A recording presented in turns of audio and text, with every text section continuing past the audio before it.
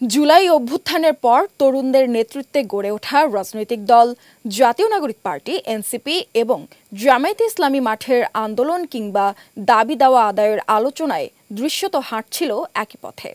নির্বাচন ও সংস্কার ইস্যুতে দল দুটির মধ্যে এক ধরনের ঐকমত্য দেখা গিয়েছিল। রাজনৈতিক বিভিন্ন ইস্যুতে অনেক ক্ষেত্রেই জামায়াত এবং এনসিপি সহাবস্থান নিচ্ছিল বলে মনে করছিলেন বিশ্লেষকরা।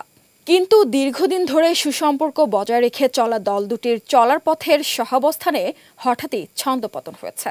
সাম্প্রতিক সময়ে কয়েকটি ইস্যুতে জামায়াতের সঙ্গে এনসিপির টানাপোড়েন দৃশ্যমান হয়। মূলত জুলাই সনদ ইস্যুতে তৈরি হওয়া মতভিন্নতায় সর্বশেষ গত রোববার যেন আগুনে ঘি ঢেলে দেন এনসিপির আহ্বায়ক নাহিদ ইসলাম।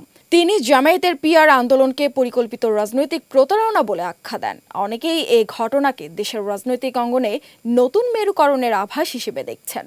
তাদের মতে দীর্ঘদিন ধরে নানা ইস্যুতে ঐকমত্য দেখা গেলেও সাম্প্রতিক কিছু ঘটনার জেরে জামায়াত এনসিপির সম্পর্কের দূরত্ব এখন স্পষ্ট, যা দেশের রাজনৈতিক অঙ্গনে নতুন মেরুকরণের ইঙ্গিত দিচ্ছে।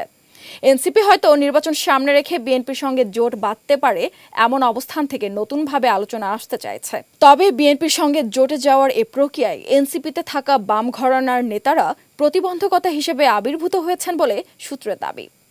সংশ্লিষ্টরা বলছেন, নির্বাচন ও সংস্কারের মতো গুরুত্বপূর্ণ বিষয়ে একসময় কাছাকাছি অবস্থানে থাকা জামায়াত এনসিপির মধ্যকার সম্পর্কে ফাটল ধরেছে। নানা কারণে আলোচিত এই দুটি দলের মধ্যে টানাপোড়েন রাজনৈতিক অঙ্গনে বেশ কৌতূহল ও আলোড়ন সৃষ্টি করেছে।